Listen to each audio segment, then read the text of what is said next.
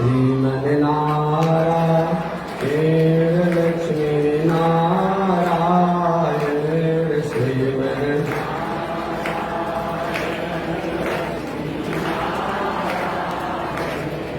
श्रीमन्नारायण नारायण नारायण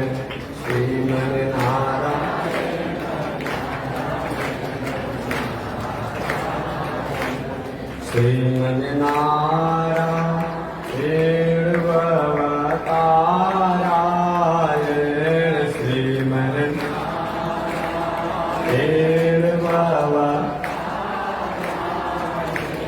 लक्ष्मी नारायण नारायण नारायण लक्ष्मी नारायण नारायण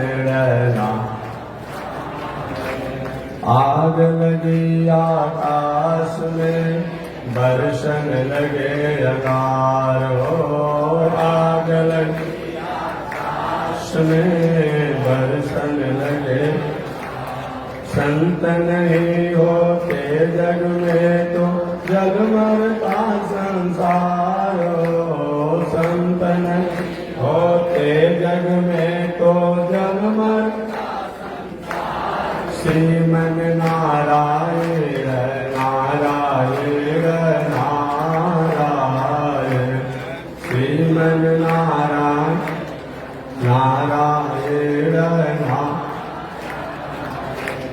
लक्ष्मी नारायण नारायण नारायण लक्ष्मी नारायण नारायण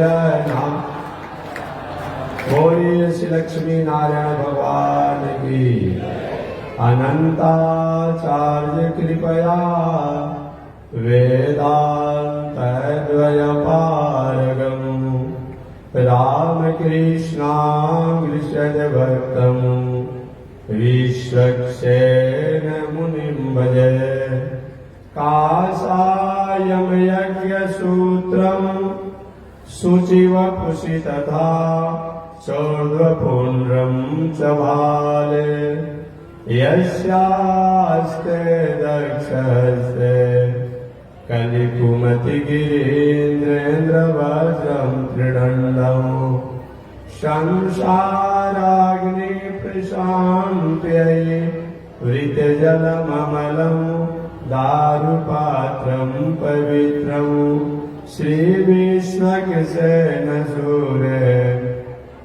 पदकमलयुगं श्रेयशीशं श्रयामि लक्ष्मीनाथ समारंभा नाथयामुनमध्यमा अस्मदाचार्य पर्यन्ता वन्दे गुरो परम्परा नारायणाय विद्महे वासुदेवाय धीमहि तन्नो विष्णु प्रचोदयात् महालक्ष्म्यै च विद्महे विष्णुपत्न्यै च धीमहि तन्नो लक्ष्मी प्रचोदयात् तन्नो लक्ष्मी प्रचोदयात्। परम आराध्य श्री लक्ष्मी नारायण भगवान नित्य वंदनीय पूज्य गुरुदेव श्री त्रिदंडी स्वामी जी महाराज के जुगल चरणों में कोटिशः नमन। भगवत भागवत आचार्य कैंकर्य पारायण महानुभाव पावन भूमि पर पावन कथा को आप श्रवण कर रहे हैं। पावन कथा प्रसंग अंतर्गत आपने पिछले दिन श्रवण किया कि भगवान श्री कृष्ण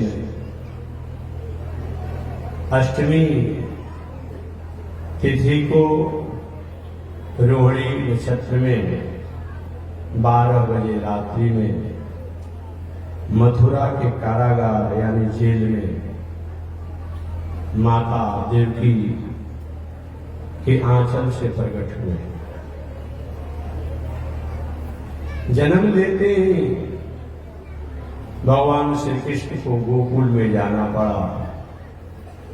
गोकुल में गोकुलवासियों ने, मैया यशोदा ने नौमी तिथि के रोहिणी नक्षत्र में प्रातः काल जानी कि मेरा पुत्र हुआ है। यह समाचार गोकुल में जिन्हीं जाना गया, सुना गया, पूरे गोकुल में आनंद मनाया गया। जिसकी जैसी सामर्थ्य थी उस सामर्थ्य के अनुसार नंद बाबा के लाला भयो है, यह जान करके सब लोग ने महोत्सव मनाया। सभी लोगों ने महोत्सव मनाया और महोत्सव में जो यथा युग थे उनको दान सम्मान किया गया, पूजा पाठ किया गया, धर्म कर्म किया गया, कथा इत्यादि सुना गया। सब लोगों ने अपने गुजरने की, केवल नंद बाबा पूरे गोकुल में अपने अपने अनुसार और समय के अनुसार आनंद ही आनंद है। महीनों भर यह महोत्सव का मानसिक संकल्प लिया गया और महोत्सव बन रहा है। भगवान श्री कृष्ण के आने के बाद गोकुल ब्रज में सभी विधि सिद्धियां आ गई। जैसे कोई बहुत बड़ा राष्ट्राध्यक्ष आने वाला होता है तो सारी सिस्टम पहले से आकर के तैयारी में लग जाते हैं। कर्मचारी सब अपने से व्यवस्था कर देते हैं। भगवान श्री कृष्ण गोकुल में आए, सारी रिधियां और सिद्धियां आकर के वहां अपना डेरा डाल लिया। भुलाना नहीं पड़ा। पहले से गोकुल ब्रज वृंदावन की महिमा तो थी, परंतु भगवान श्री कृष्ण के आने से उसकी महिमा और बढ़ गया। गोपी गीत में गोपियों ने ब्रज की महिमा को निवेदन किया है। हे गोविंद, ये ब्रज की महिमा तो थी ही, परंतु आपके आने से इस ब्रज की महिमा और बढ़ गई। अरे भाई, ये गांव तो पहले से था। ऐसे भी सब हमारे पौरोहिती कर्म करने वाले ब्राह्मण देवता लोग हैं, लेकिन पौरोहिती कर्म करने वाले ब्राह्मणों द्वारा जग हो, पूजा हो, पाठ हो, जब कराया जाए, हजारों हजारों लाखों लोग आकर के इस जग में सम्मिलित हों और इसकी महिमा बढ़ जाती है। वही बातों को गोपियां भी, गोपी गीत में दशम स्कंद में जब गोपी गीत है उसमें कहा कि हे गोविंद, हे ब्रज की महिमा तो थी ही, आपका भी महिमा है, आपका भी महिमा और बढ़ गया, ब्रज की भी महिमा बढ़ गई। जयति तेधिकम जन्मना ब्रज, जयति तेधिकम, आपके जन्म लेने से ब्रज का महिमा और अधिक बढ़ गया। कभी गोपिया के हम नहीं कहते हैं, ये हमारा वचन नहीं है। कभी भी अधिकम, एक कवि विद्वान लोग भी कहते हैं। वही उस गोकुल में आनंद ही आनंद है। अष्ट सिद्धि नवनिधि के दाता, ये जो भी अष्ट सिद्धियां हैं, नवनिधियां हैं। अष्ट सिद्धि क्या है और निधि क्या है? परिमा, गरिमा, दशित्य, ईशित्य इत्यादि जो बताए गए हैं, ये सिद्धियां हैं। निधि माने संपत्ति, ये सभी वहां भर गए। रोज नए नए उत्सव महोत्सव नंद बाबा के यहां मनाए जा रहे हैं। जन्मोत्सव के स्तर पर दूध, दही, माखन इत्यादि की मानो नदियां बह गई। नदियां बहने का मतलब किसी को दूध पिलाया जा रहा है, किसी को दूध से नहवाया जा रहा है, किसी को दही पिलाया जा रहा है, किसी को दही से नहवाया जा रहा है, किसी को माखन खिलाया जा रहा है, किसी को माखन शरीर में लपेटा जा रहा है। एक नब्बे वर्ष की बूढ़ी माता आई उस महोत्सव में, और महोत्सव में आई तो गोपियां जुटी हुई थी। अब बूढ़ी माता आप समझिए वो तो वेदांती हो गई है।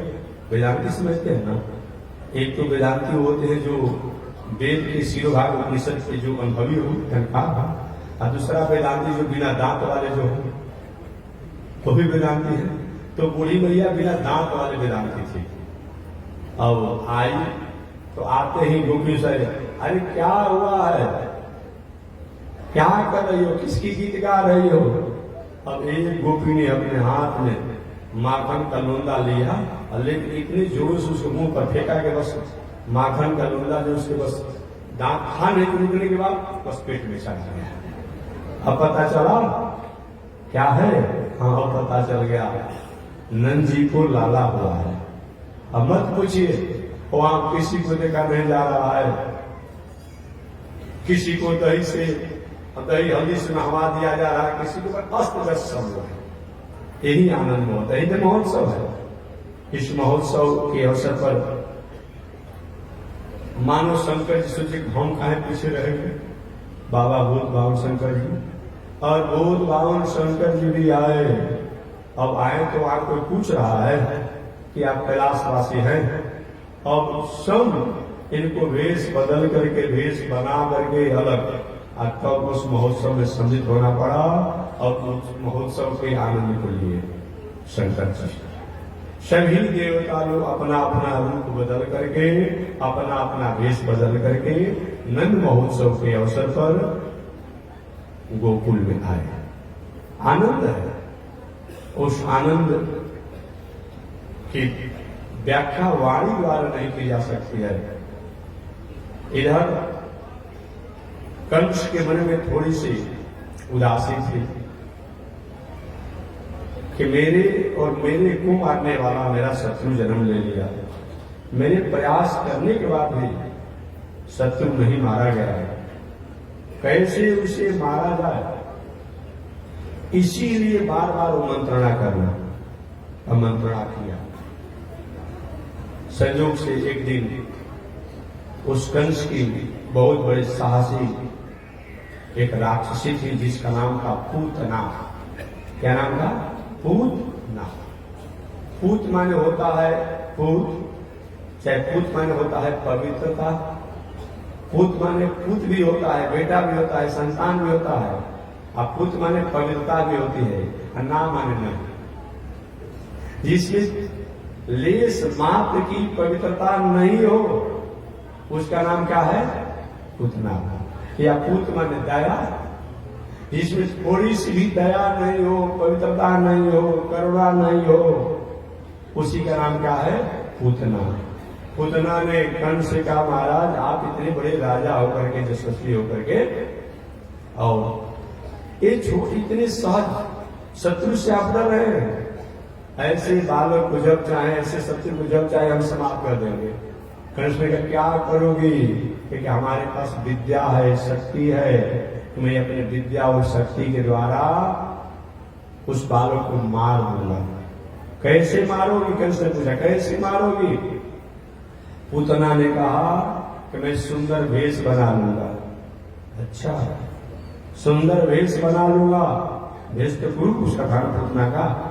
सुंदर वेश बना लूंगा और अपने दूध स्थलों पर विष लगा लूंगा, और उस बालक कहीं भी होगा पता करके और उसको दूध पिलाऊंगा। दूध पिलाने की भावना में उस विष को पिला करके मार डालूंगा। अरे ऐसा करोगी तो समाज में, प्रजा में उपद्रव हो जाएगा। नहीं नहीं, मैं अपने बुद्धि विवेक से काम लूंगा, आप हमें केवल आगे आ गया। कैसे कहा ठीक है जाओ, और किसी तरह से शत्रु को छोड़ना नहीं है। पुतना कंस से आज्ञा लेकर के निकल गए। इधर नंद बाबा को अचानक याद आया कि कंस का वार्षिक टैक्स जो हम देते हैं वो अभी वार्षिक टैक्स पूरा नहीं हुआ है, और वार्षिक टैक्स का समय हो गया है। देखिए टैक्स की बात आज ही की नहीं है, नीति शास्त्रों में लिखा है कि राजा को कर तो लेना चाहिए और उस कर को लेकर के प्रजा में ही लगा देना चाहिए। कर लिया सरकार, आपके खेती व्यापार नौकरी अमुक तरीकों से कर आपसे लिया और लेकर के क्या करे, आपके जल के, नल के, पानी के, रोड के, बिजली के, स्वास्थ्य के, सुरक्षा के, शिक्षा के, ये सारी व्यवस्था करे, तब तो टैक्स लगाते हैं। और टैक्स उतना ही होना चाहिए जिस टैक्स के द्वारा प्रजा पर कोई बहुत बड़ा बोझ न हो। टैक्स उतना ही होना चाहिए। टैक्स कोई भार बनकर के न हो, कोई बोझ बनकर नहीं होना चाहिए। जैसे कभी कभी आपने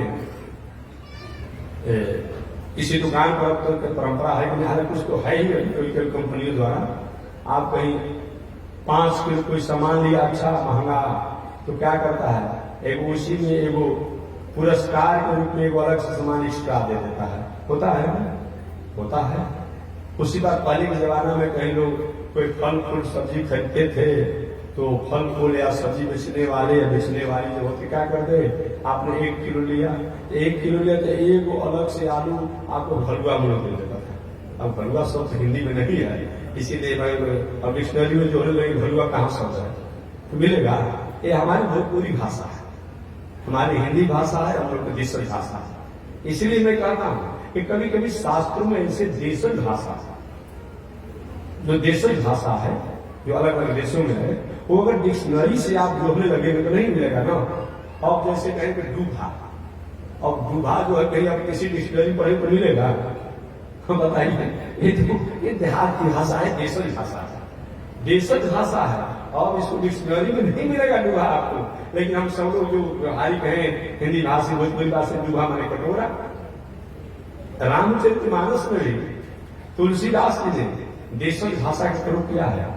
अब तो कुछ दिन पहले एक महोदय जी, एक महानुभाव जो हैं, वो कह रहे थे कि जो संस्कृत नहीं जानता है, संस्कृत नहीं बोलता है, वो सही माने में न महात्मा है, न संत है, न विद्वान है, न कथा व्यास है, न पंडित है। अब कैसी आश्चर्यमयी महानुभाव की बात रही। एक तरह से उन्होंने अपनी बात को अपने से ही खंडन कर दिया। कैसे? अपनी बातों को उन्होंने अपने से ही खंडन कर दिया। अगर ये कहा जाए कि केवल संस्कृत बोलने से और पढ़ने से और जानने से ही हम विद्वान, संत, महात्मा या साधु महात्मा, विद्वान, ज्ञानी हो सकते हैं, तो उनसे पूछना चाहिए कि भाई आप जिस परंपरा से हैं उस परंपरा में मानस काल में क्या हिंदी नहीं लिखा? संस्कृत तो लिखे ही है। इतना उन्होंने वंदना जो किया है प्राय संस्कृत में ही किया है। क्या हिंदी नहीं लिखा? तो क्या उनको आप संत नहीं मानते हैं? क्या उनको आप विद्वान नहीं मानते हैं? क्या उनको नहीं मानते हैं आप? अरे और बात छोड़िए ना, जो आपका भक्तमाल है उस भक्तमाल में तो सब हिंदी में लिखा हुआ है, नाभादास द्वारा लिखा गया। तो क्या उनको आप संत नहीं मानते हैं? क्या उनको विद्वान आप नहीं मानते हैं? क्या उनको ज्ञानी नहीं मानते हैं? क्या उनको आप मानते हैं? और वितंडावाद की बात तो तब खड़ी हो गई जब वो महानुभाव ने कहा कि जब कोई संस्कृत नहीं जानता है तो न विद्वान है, न संत है, न ज्ञानी है, न जगत गुरु है, न पीठाधीश्वर है, न कुछ नहीं है।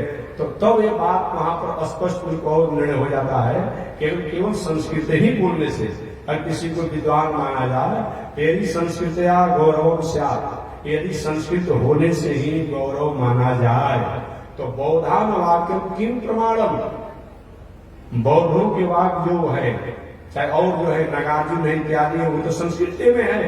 तो क्या उसको विद्वान मान लिया जाएगा? उसको ज्ञानी मान लिया जाएगा?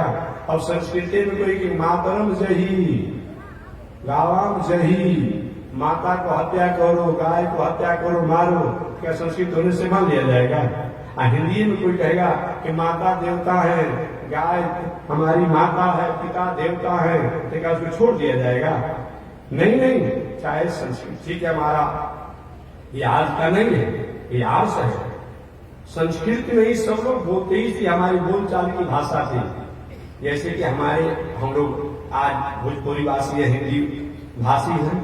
अब यहाँ एक लड़का जन्म लेता है तो जन्म लेते ही वो क्या करता है? हिंदी में भोजपुरी बोलता है। अपने माता से, पिता से, छोटे से जो मांगना हो हिंदी और भोजपुरी में ही मांगेगा। वही बात अगर कहीं आप विदेश में चले जाए, विदेश छोड़िए ना पड़े, आप दक्षिण भारत में तमिलनाडु में चले जाइए, वहां लड़का जो जन्म लेता है तो जन्म लेते हुए तमिल भाषा में बोलता है, उसका वो देशज भाषा है। वो चाहे स्कूल में पढ़े या न पढ़े, जे भी अपने आप जन्म लिया तो भोजन मांगने से लेके बोलचाल से लेकर के संबोधन से लेके सब उसका तमिल भाषा में होगा। कन्नड़ वाले के कन्नड़ में होगा, केरला वाले के केरला में होगा, आंध्रा वाले के आंध्रा में होगा, मगही वाले को मगध में होगा, और मिथिलांचल के मिथिला में होगा, उड़िया वाले को उड़िया में होता है, बंगाल वाले को बंगाली भाषा में होता है, सबका अलग होता है। ये देशज भाषा है, इसको नकारा नहीं जा सकता है। कहीं कहीं आप विदेश में चले जाइए तो लड़का जन्म लेते ही वहां की जो भाषा है, चाहे फ्रेंच है, अंग्रेजी है, और जो है उसमें जाने उस भाषा बात करता है, उसमें बात करता है। तो देशज भाषा का बहुत बड़ा महत्व है, इसको नकारा नहीं जा सकता है। तो जो नाभा दास ने जो भक्तमाल या और जो उनकी परंपरा के लोग हैं, वो तो केवल हिंदी में लिखा है, ठीक है, उसको माना नहीं जाएगा। चौपाई में लिखा है तो तुम संत नहीं माना जाएगा, उनको ज्ञानी नहीं माना जाएगा, उनको और अमुक नहीं माना जाएगा, नहीं, ऐसी बात नहीं होगी। तो ये महानुभाव द्वारा जो कहा जाता है ये वितंडावाद है। वितंडावाद का मतलब क्या होता है? अपने से अपनी बातों को खंडन कर देना, ये क्या है? वितंडावाद है। वितंडावाद का दूसरा मतलब क्या होता है? जब कभी कभी आप लोग किसी रस्सी में गांठ देते हैं, किसी रस्सी में गांठ देते हैं, वो गांठ कैसा होता है? ये सरकवासी वाला गांठ होता है, समझते हैं ना, जैसे करके और जो खींचने वाला होगा। अब ऐसे आपने कर दिया, अब क्या होता है? जो गांठ को आप देते हैं अजय में खींचते हो, क्या हो जाता है? वो गांठ खुल जाता है। यही वितंडावाद कि अपने से अपने वचन को खंडित कर देना। अगर ये कहा जाए कि संस्कृत केवल जानने वाला, कहने वाला, बोलने वाला ही विद्वान संत महात्मा है, तो पूछना चाहिए उन महानुभाव से कि आप संस्कृत में कथा कहते हैं कि हिंदी में कहते हैं? आप जो कथा कहते हैं भागवत के, रामायण के, गीता के, वेद के, उपनिषद की जो कथे कहने वाले विद्वान हैं, कि आप कथा किस भाषा में कहते हैं? हिंदी भाषा में कहते हैं। तो जब आप हिंदी भाषा कहकर अपने को विद्वान मान लेंगे और दूसरा हिंदी भाषा बोलता तो उसको विद्वान नहीं है, वो संत नहीं है, वो ज्ञानी नहीं है, वो धर्माचार्य नहीं है, वो जगत गुरु नहीं है। एक ऐसी आपकी भाषा है, एक ऐसी आपकी भाषा है, ये वितंडावाद है। अतः अपने से ही अपनी बातों को खंडन करना ये अच्छी बात नहीं है।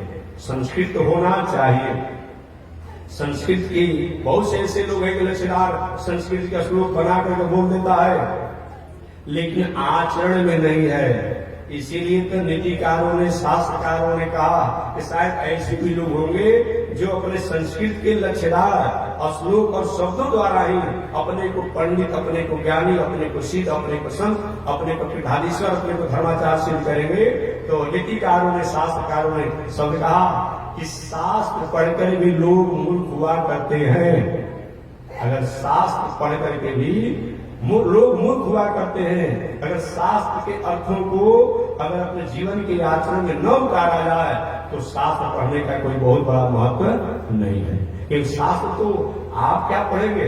हमेशा मैं कहता हूं कि लंकेश रावण इतना बड़ा विद्वान था कि क्या उसमें कोई होगा, लेकिन फिर भी उसको हमने राक्षस की ही श्रेणी में लिया, उसको हमने विद्वान कहने के पर, विद्वान होने पर भी विद्वान नहीं कहा, क्योंकि आचरण नहीं था। इसीलिए मानव जीवन में संस्कृत हो, हिंदी हो या अपनी देशज भाषा हो, अगर हमारी भावना, हमारा उद्देश्य, हमारा लक्ष्य, तो इसके मतलब होता है कि संस्कृत में होने से कुछ होगा। तो दक्षिण भारत में, तमिल में, और भी हमारे जो दक्षिण भारत के आचार्य हुए जिन्होंने पासुर और द्राविड़ामनाय और भी जो उन्होंने आमनायक द्वारा अपने आचार्यों को, भगवानों को जो स्तुति किया, तो नहीं माना जाएगा? नहीं। हम चाहे द्रविड़ में हो, चाहे तमिल में हो, चाहे कन्नड़ में हो, चाहे बंगाली में हो, चाहे मिथिला भाषा में हो, चाहे कश्मीरी भाषा में हो, चाहे आसामी भाषा में हो, उड़ीसा भाषा में हो, भाषा में हो सकता है। लेकिन अगर हमारा वह सारांश व संदेश वेद का जो आदेश है, उपनिषद का जो आदेश है, इतिहास पुराण का जो आदेश है, उससे अगर हमारा कहीं टैली कर रहा है, भगवान के प्रति, भक्तों के प्रति, धर्म के प्रति, संस्कार के प्रति, संस्कृति के प्रति रहे, तो वह कहीं संस्कृत से उसका कम आदर नहीं है। ये विचार करके हमें जीवन जीना चाहिए। अभी कभी कभी लोगों द्वारा शब्दों की ऐसी उपस्थिति कर दी जाती है, अभिव्यक्ति कर दी जाती है, अभिव्यक्त कर दिया जाता है शब्दों को, तो मत पूछिए। अभी कुछ दिन पहले एक हमारे राष्ट्र, हमारे देश की बहुत बड़ी पद पर बैठे हुए महानुभाव व्यक्ति, बहुत बड़े पद पर, जो हमारे राष्ट्र का सबसे बड़ा पद जो न्यायालय के रूप में होता है, न्याय के रूप में होता है, उस पद पर बैठने वाले एक महानुभाव द्वारा एक ऐसी टिप्पणी की गई जो कि वह टिप्पणी उदास है। किसी ने भाई अपने PIL में कहीं संबोधन किया था, प्रस्ताव रखा था कि महाराज हमारे मंदिर के मूर्ति खंडित हो गए हैं, इनको बदलने का आदेश दिया जाए। तो उन्होंने उनका जो कानून की आर्टिकल है, उस कानून की आर्टिकल के अनुसार उनको बात करना चाहिए कि भाई इस कंडीशन में, इस आर्टिकल में अभी ऐसा आदेश नहीं बनता है, ये पुनर्विचार के लिए मैं छोड़ रहा हूं, या पुनर्विचार इस पर किया जाए। ये उनको होता है आर्टिकल के अनुसार करने के लिए। लेकिन उन्होंने क्या कहा, तो ठीक है अपने भगवान से कहकर ठीक कर लो, ऐसा भला थोड़े बोला जाता है। किसी जो राष्ट्र के बहुत बड़े उच्च पद पर बैठा हो और व्यक्ति ऐसा बात कहेगा, आपको एक भावना के लिए वहां को नहीं बैठाया गया है। आपको जब न्याय संगत जो आर्टिकल जो कानून है उसके तहत आपको बोलने के लिए बैठाया गया है। ये भावना के लिए तो ये संत महात्मा और भक्त लोग होते ही हैं। तो ऐसा अजीब सी बात कहा, असहज बात कह दिया कि माने सोचने के लिए लोग बात हो गए कि जब ऐसे उच्च गति पर, न्याय की गति पर, न्यायालय में न्यायाधीश बैठकर जब ऐसे असहज बात करेंगे तो दुनिया कहाँ जाएगी, किसके पास जाएगी। आपको ये कहना चाहता था कि अभी अमुक आर्टिकल के अनुसार, अमुक कड़ियों के अनुसार, अमुक कानून के अनुसार ये अभी नहीं बनता है, ये पुनर्विचार इस पर किया जाएगा। ये बात है। लेकिन आपने जो कहा कि ठीक करा लीजिए या ठीक कर दीजिए, अपने विष्णु से कह दीजिए ठीक हो जाए, कर ले, ये बात उनके द्वारा शोभा नहीं प्राप्त करता है। तो हमारे आप द्वारा शब्दों का बहुत बड़ा महत्व है, शब्द का बहुत बड़ा महत्व है। हम अपनी माता को माता कहते हैं, अच्छा लगता है। आज की भाषा में तो मम्मी जी कहते हैं, अपने भी शब्द ठीक नहीं है। जानते हैं क्या होता है उसका मतलब? जानते हैं क्या होता है? मारा हुआ लाश को कहा जाता है, मारा हुआ लाश जो होता है उसी को कहा जाता है। तो वही ना आप कह रहे हैं अपने को, आप पापा मैंने तो समझते हैं क्या होता है? पापो पापो पापा, हे पाप के ढेर, हे पाप के पहाड़, आपसे यदि कोई पापी नहीं है। अभी आप कह रहे हैं। हमारे यहाँ पिताजी कहा जाता था, अबू कहा जाता था, माता जी कहा जाता था। लेकिन आप इतने एडवांस हो गए हैं, इतने एडवांस हो गए कि कभी कभी शब्द क्या बोलना चाहिए उसको आप भूल जा रहे हैं, भूल जा रहे हैं। आप समझिए कि पापा शब्द का मतलब जैसे राम रामा होता है ना, तो पापा पापा मैंने हे पाप के ढेरी, हे पाप के पहाड़। हम दोनों जब गाली दे रहे हैं उनको आदर कर रहे हैं, और जो जिंदा माता उसको आप लाश बता रहे हैं, ये क्या कर रहे हैं? इसलिए शब्द जो हमारा होना चाहिए एक बैलेंस होना चाहिए। क्योंकि शब्दमय ब्रह्म जो है वो ब्रह्म शब्दमय, वो इस संसार में मानव के कल्याण करने के लिए है। आप अपनी माता को माता कहते हैं तो ठीक लगता है, और वही अपनी माता को अपराध कहना यहाँ माइक बहुत अच्छा नहीं लग रहा है। अब उसी माता को आप कहीं कह दें, किस भाषा में कहें कि हमारे पिताजी की पत्नी कही और जो कहना कहिए, तो थोड़ा सा एक असहज भाषा हो जाता है। भाषा तो वही होता है, लेकिन कहने का तरीका अलग होता है। अतः इसको विचार करके भी बोलना चाहिए। तो मैं निवेदन करना चाह रहा था कि टैक्स जो है राजा का, ये राजा का टैक्स होना ही चाहिए, लेकिन वह टैक्स उसी प्रकार से होना चाहिए जैसे कि किसी वस्तु में से थोड़ा सा कुछ निकाल लिया जाए, बहुत पता नहीं चलता है। और दूसरी बात, जैसे कभी आप लोग भोजन बनाते हैं, भोजन बनता है, दाल सब्जी इत्यादि को आप छौंक लगाते हैं, तो छौंक को जो फोरन इत्यादि जो होता है, जो वस्तु छौंक वाला, जीरा हो, गोल मिर्च हो इत्यादि हो, वो हिसाब में ही देना चाहिए। अब जितना मात्रा में या जितना मात्रा में दाल बनाना हो और उसकी 1/4 और छौंक लगाएंगे तो भोजन स्वाद देगा, तीता हो जाएगा, तीता हो जाएगा। तो उसकी एक मात्रा होना चाहिए, जैसे भोजन में नीमक डालते हैं तो नीमक की एक मात्रा होनी चाहिए। अभी नहीं कि 1 किलो दाल बनाना है तो उसमें क्या करें कि आपको कम से कम 250 ग्राम नमक डाल दीजिए, भोजन ठीक नहीं रहेगा, उदास हो जाएगा। उसकी जो मात्रा है उस अनुसार आप करिए। ठीक उसी प्रकार से राजा द्वारा प्रजा से टैक्स लेना चाहिए, क्योंकि लेकर ही टैक्स को प्रजा का मंगल किया जाएगा। रोड, गली, नदी, स्कूल, अस्पताल, अनाथालय, अस्पताल, शिक्षा, संस्कार, सुरक्षा, ये सारी व्यवस्था की जाएगी। लेकिन टैक्स जैसा ही होना चाहिए।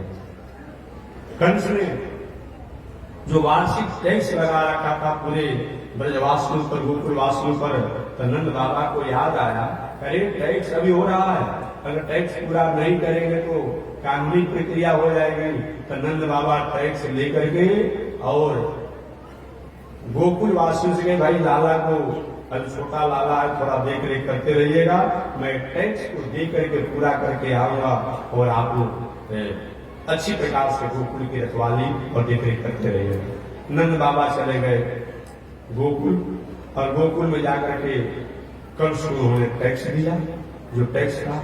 और टैक्स देने के बाद नंद बाबा ने विचार किया कि अरे वसुदेव जी बहुत दिनों तक जेलों में रहे, मेरे मित्र हैं, उनकी एक पत्नी तो मेरे पास की है रोहिणी जी, जिन रोहिणी जी के पुत्र बलराम जी हैं, रोहिणी जी के पुत्र बलराम जी हैं। लेकिन एक पत्नी उनकी जो देवकी है, उन देवकी से जो भी पुत्र हुए सबको उस कंस ने मार डाला। तो चलकर कम से कम समाचार पूछ करके और उनको संवेदना दे दे, कम से कम साहस दे दे, विश्वास दे दे। एक विचार करके नंद बाबा टैक्स को देने के बाद कंस के यहाँ टैक्स को जमा करने के बाद वे चले गए वसुदेव जी के पास। और वसुदेव जी के पास जाकर के, महाराज मैंने सुना कि आपके साथ कंस ने जो अत्याचार किया यह भूलने योग्य नहीं है, एक किया ही क्या जा सकता है। वसुदेव जी ने कहा कि क्या कर सकते हैं नंद जी, अब जो होने वाला था वो हो ही गया, सुख दुख जीवन की स्थितियां हैं, ये तो बन ही रहती है। लेकिन एक बातों को उन्होंने नहीं कहा कि देखिए मेरे और पुत्र तो मारे गए, लेकिन आपके यहाँ 2 पुत्र और मिला है, एक तो मेरी पत्नी रोहिणी के द्वारा और दूसरा आपकी पत्नी जो यशोदा है, वो यशोदा के भी गोद में जो पुत्र है वो मेरा ही पुत्र है, मैंने पहुंचा दिया था, ये भी कहे नहीं, क्योंकि वात्सल्य कुछ कमजोर हो जाएगा, इसलिए उन्होंने बातों को नहीं कहा। एक पुत्रों के बारे में तो कहा, बल्कि इतना ही उन्होंने कहा वसुदेव जी ने, नंद जी देखिए एक पत्नी मेरी जो रोहिणी है, उनके पुत्र तो बलराम है ही, और एक और पुत्र जो यशोदा के हैं, आपके जो पुत्र है, उसको मैं अपना ही मानूंगा। मैंने एकदम से कह भी दिया, नहीं भी है, उसको भी मैं अपना ही मानूंगा, हमारा हम दोनों मित्र हैं तो मान ही लेंगे। इस प्रकार संतावना को दे करके, संतावना को पा करके अब नंद बाबा मथुरा से लौट रहे थे। इसी बीच में गोकुल में घटना घटी, और घटना घटी हुआ पुतना, जिसको हम लोग पुतना मौसी भी कहते हैं, वो पुतना मौसी कंस द्वारा प्रेषित और प्रेरित होकर के आई गोकुल में। और आने के बाद देखा तो नंद बाबा के यहाँ भीड़ लगा हुआ है, कोई आ रहा है, कोई जा रहा है, कोई आ रहा है, कोई जा रहा है। अगर किसी का विवाह शादी, लड़का का पुत्र जन्म होता है तो लोग मंगल कामना करते हैं, आते हैं जाते हैं, आते हैं जाते हैं। मैया यशोदा ने कहा कि ये तो तार पर लगा है और लगा ही रहेगा महीनों भर, वर्षों भर, लेकिन हम अपना कुछ काम करते रहे। मैया यशोदा भगवान श्री कृष्ण की निमित्त ही कुछ दिनचर्या कार्यों को कर रही थी। अचानक एक पुतना मौसी, स्वरूप तो उसका बहुत विकराल था, पुतना जी का दांत जो था उसका कम से कम मत पूछिए 6 इंच बड़ा था, बोलिया था, लेकिन इतना कटिंग करके ठीक ठाक हो गई थी, मत पूछिए। दांत को कटिंग करा लिया था, जैसे कैसे आगे हो रहा। अभी मेरे महात्मा जी कुछ दिन पहले वो आए थे, अब उनका कहीं गए थे, वहां उनका दांते छूट गया, अब परेशान थे कि महाराज भोजन कैसे होगा। तो किसी तरह से आप दूध साथ से खाते थे, फिर मंगाया गया दांत में धान छुटा था, तो बहुत बड़ा महत्व है। दांत को किसी तरह से उसने क्या किया, ठीक ठाक कराया, रूप को ड्रिंकिंग पेंटिंग प्लास्टिक सर्जरी सब कला कुशलता जानती थी, सब करके भेष ऐसी बनाई कि 9 दुल्हन बन गई, 9 दुल्हन बन गई, ज्योति बन गई और गई नंद जी के भवन में। और जेनी मैया यशोदा अपने काम काज में लगी थी, गोपियां आ रहे थे, जा रहे थे, महोत्सव मना रहे थे। और इतना जो है लंबी साड़ी पहन करके और लंबी घूंघट डाल करके, घूंघट में सब काम हो जाते हैं। बात समझिएगा, पहले के जमाने में कोई कुछ झगड़ालू स्त्रियां होती थी लोग, अब भसुर जी से ससुर जी से देखा देखी नहीं रहेगा, लेकिन अगर कहीं भसुर जी को कुछ बोलना होगा तो क्या करेंगे, 2 हाथ घूंघट काट लेगी, आओ तुम्हारा झाड़ू से मुंह पूछ लीजिए। और बताइए, घूंघट काली है 2 हाथ का, आज झाड़ू से मुंह पूछ रहे, झाड़ू दे रही है, अब झाड़ू देने की जमीन नहीं रह गया है। ऐसी ऐसी गाली भी कभी पूछ देती है, हालांकि ऐसा होना नहीं चाहिए। भसुर जी को भी चाहिए कि अपने वो भवा के प्रति की आदर की भावना होनी चाहिए, ये बात ध्यान देना चाहिए। एक बार एक भसुर जी ने कहा कि मेरी भवा थोड़ी कड़ी अनुशासन की है, तो थोड़ा उसको आज मैंने दंड दिया। अरे ऐसा करना चाहिए, एक ऐसा करना ही नहीं क्या कि छूना नहीं चाहिए, तो मैंने क्या कि कमरा ओढ़ा कर उसको मारा, छुआ नहीं। बहुत बताइए ना, ऐसा कोई मतलब होता है क्या, ऐसा कोई मतलब होता है? इसीलिए थोड़ा मर्यादा होना चाहिए। भसुर जी को भी चाहिए कि मर्यादा का पालन करे, और भावा को भी चाहिए कि मर्यादा का पालन करे। आज की बात तो अलग है कि कहीं होटल में या कहीं टेबल बैठ कर जलपान हो रहा है, तो कोई बहुत मतलब नहीं रह गया है। लेकिन पहले की हमारी जो माताएं, बूढ़ी माताएं हैं, आज भी अपनी मर्यादा में जो रहती है, उसके लिए भी मैं धन्यवाद देता हूँ। बड़े और अस्वस्थ हो गई है, पुरानी हो गई है, लेकिन जितनी उनके पास गरिमा है, मर्यादा है, क्या कहना है। हम लोग भी तो किसी घरे से रहेंगे। आज से 50 वर्ष 60 वर्ष पहले हमारी बूढ़ी माताएं ससुर जी हों, अरे ससुर जी के बाद छोड़िए ना, अगर पति जी हों, कहीं और जो परिवार के वहां खड़े हों, तो उनके सिर से साड़ी नहीं नीचे गिरते और उनसे बहुत बात भी नहीं करती, क्या लोग कहेंगे। आज तो विवाह से पहले सब हिसाब किताब हो जा रहा है, बातचीत देखा देखी सब हो जा रहा है। और जब देखा देखी बातचीत हो गया तो भला प्रेम रहेगा। एक हास्य की बात कर, एक बार ने कहा कि मैं जब तक देखूंगा नहीं तो मैं विवाह नहीं करूंगा। मैंने कितने को देखा, कितने को छोड़ा। तो एक ऐसी शरारती बालिका भी लड़की थी कि आज इसको बता देना है, ये हमारे से भी शरारत करेगा। अब दोनों एक कुर्सी को बैठ गए, एक कुर्सी को बैठ गए। अब क्या पढ़े हैं, क्या लिखे हैं, क्या तुम्हारा नाम, हिंदी में अंग्रेजी में जो पूछने का जो तरीका आज चल रहा हुआ। अब सब होने के बाद वो संतुष्ट हुआ बालक। संतुष्ट होने के बाद लड़का ने पूछा, सही बताओ कि क्या तुम गाना जानती हो? तो बालिका ने कहा कि क्या जवाब दे इसको, ये कोई मतलब होता है प्रश्न करने का? क्या गाना और नाचना जानती हो? लड़की असहज हो गई, लेकिन इसको जवाब तो देना है। मैं कहा मैं जानती हूँ, गाना भी जानती हूँ और नाचना भी जानती हूँ। फिर कैसे ही बताओ, क्या तुम तबला बजाना जानते हो? लड़का से पूछा, क्या नहीं जानते हो? फिर तुम्हारा बाप तबला बजाएगा, हम गाना गाऊंगी या नाचूंगी और तुम्हारा बाप हम तबला बजाएगा, मारेंगे चप्पल से दिमाग घोष हो जाएगा। तो ऐसी कहने का तात्पर्य है, ऐसा लोग है, बताओ ये कोई मतलब होता है? अरे उसका संस्कार, संस्कृति, पढ़ाई लिखाई, इस सब से पूछिए ना भाई, ये क्या मतलब होता है? क्या मतलब होता है? आज की बात ही तो अलग है। आज धर्म भी होगा, कर्म भी होगा, लेकिन कलयुग में शर्म का अभाव हो जाएगा, अभाव हो जाएगा। एक बार बहू ने अपने सास से कहा कि हे सास जी, उन्हें कहे ऐसे ही रहा जाता है जैसे तुम बिना आंचल के रहती हो, बिना घूम काढ़े रहती हो। तो कहा कि क्या घूम काढ़ना है, क्या मर्यादा में रहना है? विवाह से पहले ही सारे समाज के सामने तो हमको पर्दा से आपने अलग कर दिया। मैंने देखते ना विवाह हो रहा है, इधर देखो उधर देखो, ये हटाओ वो हटाओ, मैंने एक तरीका से मालूम पड़ता है क्या हो रहा है भाई। कोई पशु का बाजार में गए क्या? नहीं नहीं, ऐसा कहीं हो रहा है। मैं माताओं से आग्रह करूंगा कि जो अगर कहीं किसी बहू को देखने के जा रहे हैं, बाद में बहू बनाना चाहती है और उनके साथ जिस प्रकार से आप फजीहत कर रहे हैं, एक काम मत करो, ये अच्छी बात नहीं है। उनकी क्वालिफिकेशन जाओ, पढ़ा लिखा जानो और सब जान करके एक मध्यम व्यवस्था से होना चाहिए। जो आज 10 को 20 को 50 लोग के बीच में एक अनेक प्रकार से अमर्यादित, अश्लील और असभ्यता से जो उसकी कन्या के साथ जो पेश हुआ जा रहा है, वो वर पक्ष के लोगों द्वारा एक अच्छी बात नहीं है। नहीं तो ऐसा होगा, एक ऐसा समय आएगा हमारे देश और राष्ट्र के लिए कि बहुत पढ़ी लिखी कन्याएं और बहुत पढ़े लिखे बालक सब कुछ होने के बाद भी विवाह करना बहुत बड़ा एक समस्या बन जाएगा।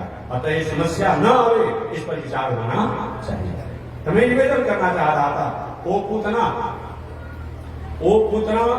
ने इतना सुंदर रूप बनाया, इतना सुंदर रूप बनाया कि पूरे गोकुलवासी हैरान हो गए, गोपियां हैरान हो गई।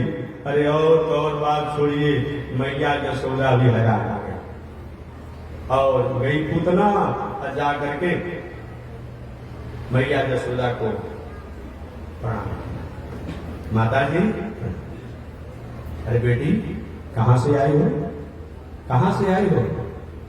मुस्कुराते घूंघट में से आवाज, अरे माता हमको पहचानती नहीं हो मैया, मैं ब्रज की रहने वाली हूँ, गोकुल की रहने वाली हूँ।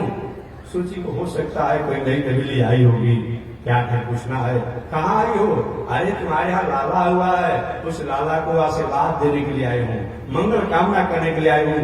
तो मैया ने कह दिया कि अरे हमारा ही लाला थोड़े है, तुम्हारा भी तो लाला है, सभी ब्रजवासियों का, गोकुलवासियों का सब लाला है, जाइए आशीर्वाद दे के आ जाओ। और तो पुत्रा स्वतंत्र हो गई।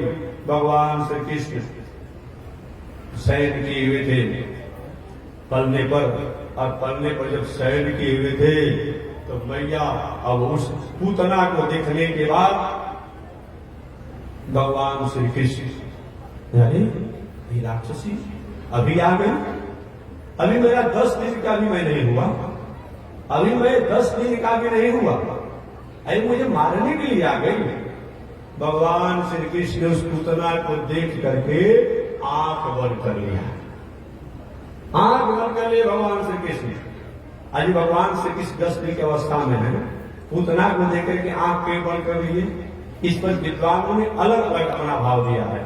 कुछ विद्वान को कहते हैं कि पूतना ने आंख से, भगवान श्री कृष्ण ने पूतना को देख करके आंख इसीलिए बंद कर लिया कि आज छोटा बालक होता है, 10 दिन कौन समय अधिक होता है, छोटा बालक जो होता है जो अपने मैया के आंचल में या पलने में चलता है, कोई अपरिचित कोई नारी या पुरुष को देखता है, अब ऐसा अजीब सी किसी को देखता है तो क्या करता है, वो देख करके उसको आंख बंद कर लेता है, ये तो मेरा अपना नहीं है, ये तो मेरी अपनी नहीं है, इसलिए भगवान ने बंद कर दिया।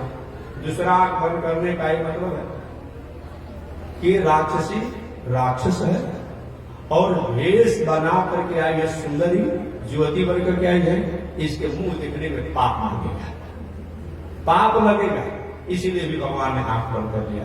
जैसे कोई व्यक्ति गलत आचरण का हो, कहीं बहुत बड़ा वेशभूषा में रहता है, तो इसका मुंह दिखना पाप है, कैसे आ गया, मुंह कर देता है लोग। तीसरा, भगवान श्री कृष्ण ने इसलिए भी आंख बंद किया कि अभी हम आए थे ब्रज में मातम किसी दिखाने के लिए, ब्रजवासियों के, गोकुलवासियों के आनंद लेने के लिए, और बीच में राक्षसी आगे हमको मारने के लिए, इसको देखेंगे नहीं देखेंगे।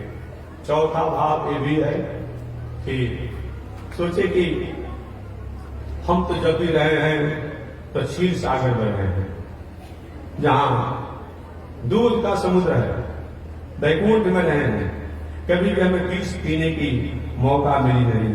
तो मानो नेत्र को बंद करके भूत बाबा शंकर जी से बात की, बाबा आपको विष पीने का अभ्यास है, आज विष निकला था तो आपने पान किया था, हमको तो अभ्यास नहीं है, क्या करें, इसको आप दूध हम पी जाएंगे, इसका विष आप पी जाइएगा, अब बस यही खा पीजिए। इसीलिए भगवान ने भी नेत्र बंद कर दिया। और अगला भाव ये भी है, भगवान श्री कृष्ण ने विचार किया कि पूतना आई है मारने के लिए, लेकिन भेष बनाई है माता का, इसको कौन सा गति देना चाहिए? गति तो देना पड़ेगा।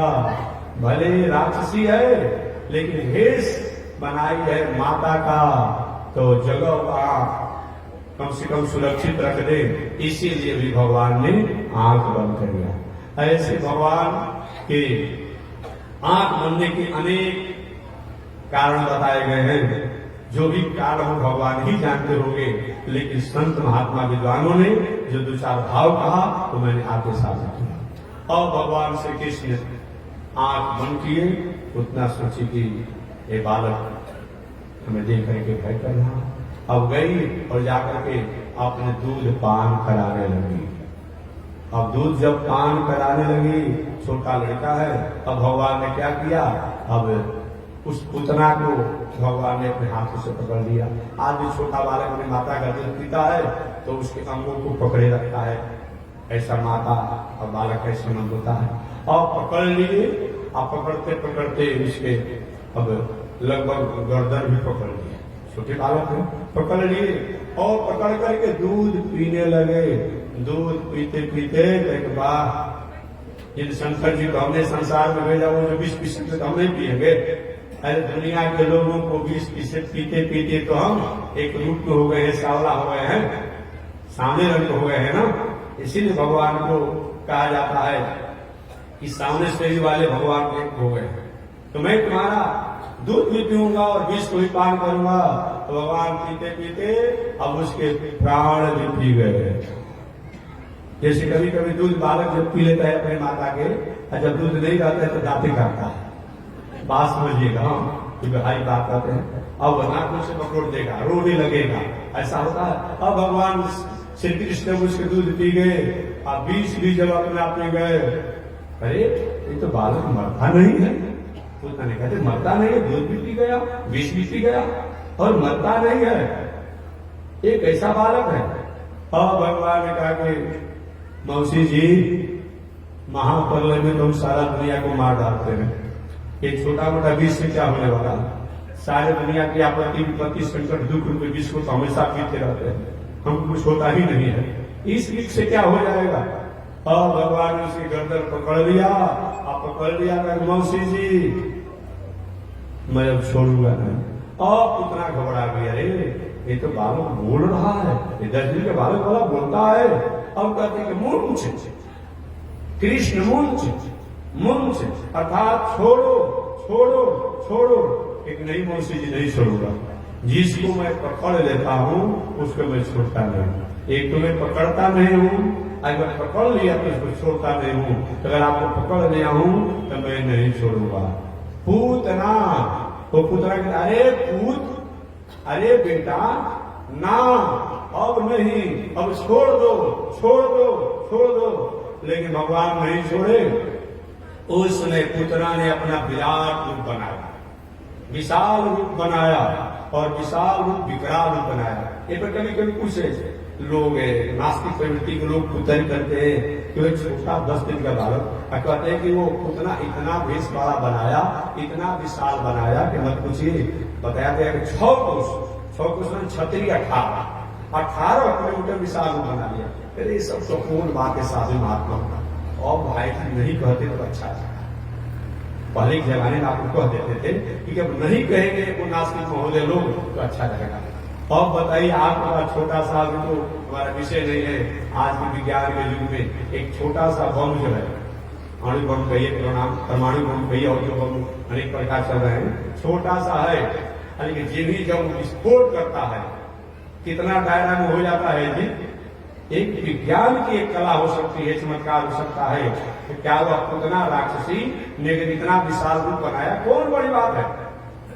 और विशाल रूप को बनाई और बना करके भगवान उसको पकड़े हुए गर्दन को पकड़े हुए, मौसी छोड़ूंगा नहीं। और आकाश मार्ग में पुतना उड़ गई और आकाश मार्ग में कभी छोड़े नहीं। और अंत में क्या कि भगवान ने धड़ाम से पृथ्वी पटक दिया और पटकने के बाद वही करो मर गई। अब भगवान उसके पकड़ करके दूध को पी रहे हैं, वही पर उसकी छाती पर खेल रहे हैं, फिर देखते हैं। अब आवाज जब हुआ तो आवाज होने पर सभी गोकुलवासी आश्चर्य हो गए, ये कहां से आवाज है? आंधी हो आया नहीं, तूफान आया नहीं, बारिश हो नहीं रहा है, वर्षा का समय है नहीं, ये कहां से हो गया ऐसा? आवाज कहां से आ रहा है? अब सब लोग अपने अपने घर से निकले, कहाँ क्या हो गया, कहाँ क्या हो गया? तो देखेंगे तो संजोग की बात यही रही कि पूतना कम से कम गोकुल में नहीं गिरी, अन्य तो गोकुल में गिरी होती ना पूरे गोकुल के घर द्वार से बस। अब गिरी कहाँ? जब उड़ी तो उड़ करके जाकर गोकुल से पीछे की तरफ गिरी। अब भगवान उसके ऊपर बैठे रहे, उसके हृदय पर बैठे हैं, गिरकारी कर रहे, खेल रहे हैं। अब सारे लोग रहे ये तो राक्षसी है। अब कहां से आगे राक्षसी, कैसे आगे राक्षसी? मैया यशोदा ने कहा हमारे द्वारा ही गलती थी। एक सुंदर युवती बनकर के आई थी, मैंने सोचा कोई नई बहू होगी, ये आई है प्रथम बार दर्शन करने के लिए, लेकिन तो राक्षसी थी। अब गोपियां डांटने लगी, उलाहना, डांटना क्या, उलाहना देने लगी मैया यशोदा को। यशोदा, कितने पुत्रों के तुम माता बन गई, लेकिन अभी तुम्हें शहूर नहीं है, कैसे बालक को रखा जाता है? बताओ, बालक को अकेले छोड़ देती हो? अरे मैं क्या करूं, मैं तो समझी कि कोई बहुत बड़े घर की होगी स्त्री। नहीं, ऐसा मत करो। और भगवान श्री कृष्ण उस पूतना से हटा करके मैया अपने गोद में ली, स्नान ध्यान पूजा पाठ कराई और गाय के बाल से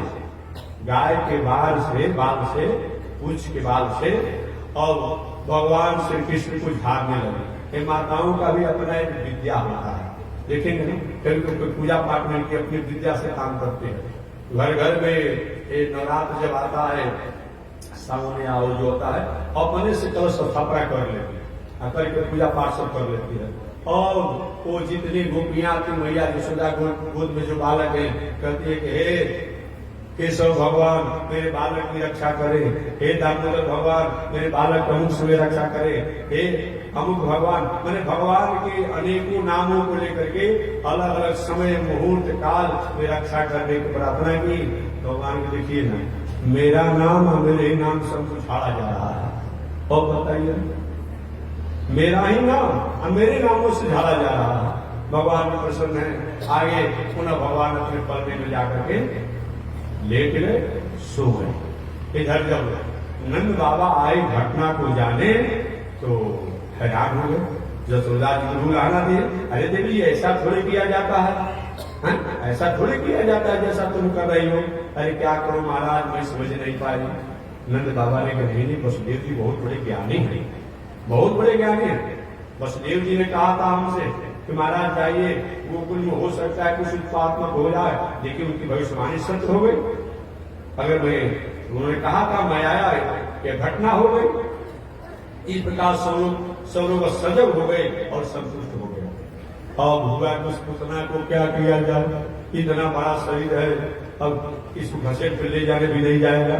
तो सब लोग अपने अपने घर से टांगी कुल्हाड़ी जो कुछ भी काटने वाला चीज होता है ला करके, जैसे कैसे कभी कभी रोड पर कोई पेड़ बड़ा गिर जाता है तो काट छाप करके सब उसको छोटा छोटा कर फेंक दिया जाता है, वही काट करके और सब उसको ढेरी किया गया उसके शरीर को। और करने के बाद तब उसमें लकड़ी डाल करके और आग लगा दिया गया। वो पुतना का शरीर जल करके दूध होकर के समाप्त हो गया। आश्चर्य ये नहीं है कि पुतना का शरीर जल गया, आश्चर्य ये है कि जिस पुतना ने भगवान को मारने के लिए आई थी, उस पुतना के शरीर से सुगंध आ रहा था। राजा परीक्षित इस कथा को सुन के गुरु जी ये तो अनर्थ हो गया। जो पुतना मारने के लिए आई थी और उस पुतना के शरीर से सुगंध आ रहा था। सुखदेव की परीक्षित क्या समझते हो, और पुतना राक्षसी रंग है। इस पुतना को भगवान ने स्पर्श किया। जो बड़े बड़े साधक जोगी लोग, अमलात्मा बिमलात्मा लोग, जिन ब्रह्म परमात्मा को प्राप्त करने के लिए, उनके स्वरूप की झांकी प्राप्त करने के लिए तरसते रहते हैं, और वो पुतना भला वो कृष्ण को अपने आंचल में रखा, वो कहीं राक्षसी ही रह गई, केवल शरीर से राक्षस गई। अतः उनके शरीर से सुगंध आना कोई आश्चर्य नहीं है। इन पावन कथा से राजा परीक्षित को आनंद मिला। उस पुतना के बारे में भागवत में तो नहीं है, उस पुतना के बारे में अन्य शास्त्रों में कथा आती है कि पुतना पूर्व जन्म में पूतना पूर्व जन्म में ये दैत्यराज बलि, ये दैत्यराज बलि कौन है? भगवान नारायण, नारायण के नाभि से कमल, कमल से ब्रह्मा, ब्रह्मा के पुत्र मरीचि, मरीचि के पुत्र कश्यप, और हाँ मरीचि के पुत्र कश्यप, और कश्यप के ही पहले पुत्र जिन देवताओं से पहले हुए हैं वो हिरण्याक्ष हिरण्यकशिपु, और हिरण्यकशिपु के पुत्र प्रहलाद, प्रहलाद के विरोचन, और विरोचन के बलि, और बलि के बाणासुर, ऐसे पुत्र हुए हैं। ये दैत्यराज बलि, ये जो पुतना है पूर्व जन्म में दैत्यराज बलि की पुत्री थी, जिसका नाम था रत्नमाला। क्या नाम था? रत्नमाला। जब भगवान वामन अवतार लेकर के दैत्यराज बलि की यहाँ याचना के लिए गए थे, मांगने के लिए गए थे तिरपन भूमि, तो वामन भगवान के सुंदर स्वरूप को देकर के ये रत्नमाला जो है, ये दैत्यराज बलि की पुत्री जो है, बड़ी प्रभावित हुई। कितना सुंदर बालक है, एक कहीं मेरा बेटा हो जाता है तो मैं अपने दूध पान कराती, बहुत सुंदर है। भगवान ने कहा पता चलेगा, लेकिन उसकी इच्छा थी कि मेरा पुत्र हो जाते हैं, दूध पान कराती। भगवान वामन ने कहा कि चलो तुम्हारा संकल्प जो है मैं पूरा करूंगा, और पुत्र की भावना में तो थी ही। कुछ ही समय के बाद ये वामन भगवान जब 2 पग में ही दैत्यराज बलि के सब कुछ नाप लिए, तो वो दैत्यराज बलि की बेटी रत्नमाला ने कहा ये पुत्र बनने जो है, इसको तो जहर खिला के मार देना चाहिए। ऐसा पुत्र होकर क्या करेगा? भगवान के भी भावना को मैं आदर करूंगा। इसीलिए वही दैत्यराज बलि की पुत्री रत्नमाला जो है वह पूतना बन करके आई, जो दूध पिलाने के लिए आई और विष पिलाने के लिए भी आई। भगवान ने उसका उद्धार कर दिया। अन्य शास्त्रों में आनंद रामायण और रामायण में ये कथा आती है कि यह पूतना पूर्व जन्म में कैकेयी की दासी मंथरा थी। क्या थी? कैकेयी की दासी मंथरा थी। और यह मंथरा जब भगवान श्री राम को वन जाने के लिए षड्यंत्र किया तो इससे सभी लोग दुखी हुए और कहे कि ये राक्षसी हो जाती तो ठीक होता, ये कहीं दासी बनने जो नहीं है। वही अगले जन्म में कैकेयी की दासी मंथरा ही पूतना बन करके आई थी। इस प्रकार और भी अनेक शास्त्र में कथा बताए गए हैं। तो श्री सुखदेव जी महाराज राजा परीक्षित से पूतना उद्धार की कथा सुनाया। ये पूतना का भगवान ने 10 दिन की अवस्था में उद्धार किया, और जब पूतना का वध हो गया तब वध होने के बाद अब कंस उदास हो गया कि बताओ इतनी बड़ी बलिष्ठ राक्षसी को छोटा बालक 10 दिन वाला जन्म लेने वाला अभी 10 दिन पुराने मार डाला, अब कोई उपाय करना चाहिए। इस प्रकार उसने सकटासुर नाम के राक्षस को भेजा, तृणावर्त के राक्षस को भेजा। तो वो सकटासुर राक्षस जो है,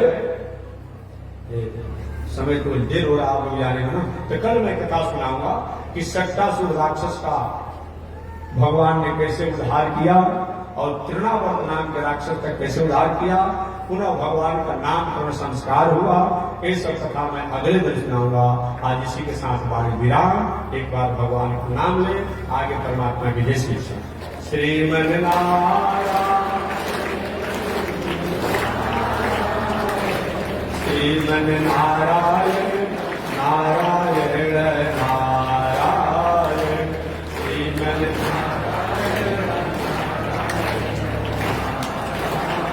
बोलिए श्री लक्ष्मी नारायण भगवान की, विश्व जगदाता श्री त्रिरंगी स्वामी जी महाराज की।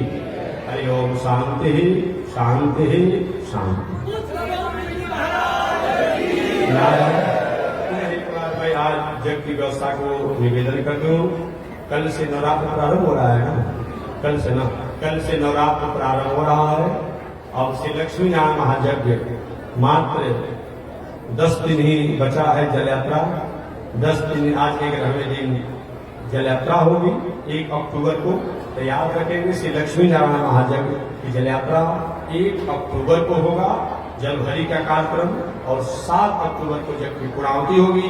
जो हमारी माताएं और जो पुरुष वर्ग जग की जल यात्रा में कलश उठा करके जल यात्रा में सम्मिलित होना चाहते हो, वो अपना घर से कलश की व्यवस्था कर लेंगे और अपने कपड़ा की व्यवस्था कर लेंगे, और 1 तारीख को 10 बजे दिन तक यहाँ आकर के जल यात्रा में सम्मिलित होंगे। अपने घर से भोजन भी करके आप आ जाइएगा।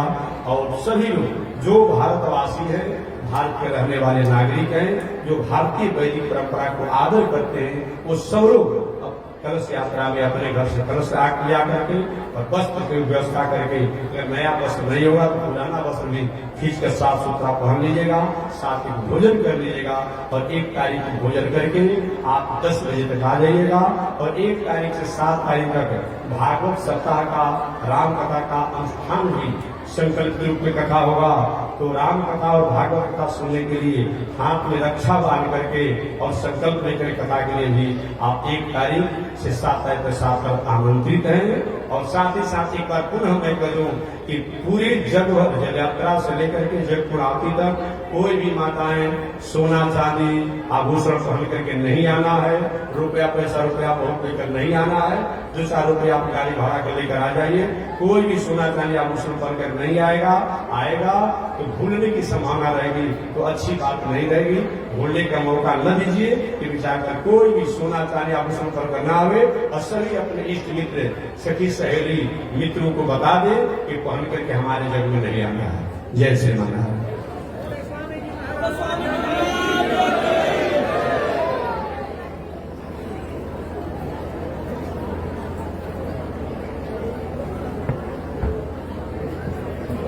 ओम चंद्रमा मनसो जात चक्षो सूर्यो अजायत श्रोत्राद्वायुष प्राण समुखादग्निरजायत श्रीशते लक्ष्मी शवद्म्या बहुरात्रे पार्श्वे नक्षत्राणि रूपमस्मिनो व्यातम् कृष्ण निघाड़ मोमयी घाड़ सर्वलोकं मयि घाड़ आसायं यज्ञसूत्रम् शुचिवपुषितथा शोधपुण्यं च वाजम् यस्यास्ते दक्षस्ते कलितुमति गिरीन्द्रेन्द्रभद्रं त्रिदण्डं संसाराग्नि प्रशान्ते पृथजलममलं दारुपात्रं पवित्रं श्रीविश्वक्सेन सूर्ये पदकमलयुगं श्रेयसे संश्रयामि अमर्याद शूद्रस् चलमतिरसोय्यामसवव कृतघ्नो दूरमानि स्मर परवशो वञ्चन पर त्रिशंसा पापेश कथमामितो दुःखजलदे प्रपारादूत्रीणस् तव परिचरेयं चरणयो। लक्ष्मी नारायण भगवान की, विश्व जगदाचार्य श्री त्रिदंडी स्वामी जी महाराज की, बुढ़वा स्वामी जी महाराज की, पावन धाम की, पावन भाव की, पावन स्थल की, पावन महामहोत्सव की। जय जय श्री सीताराम।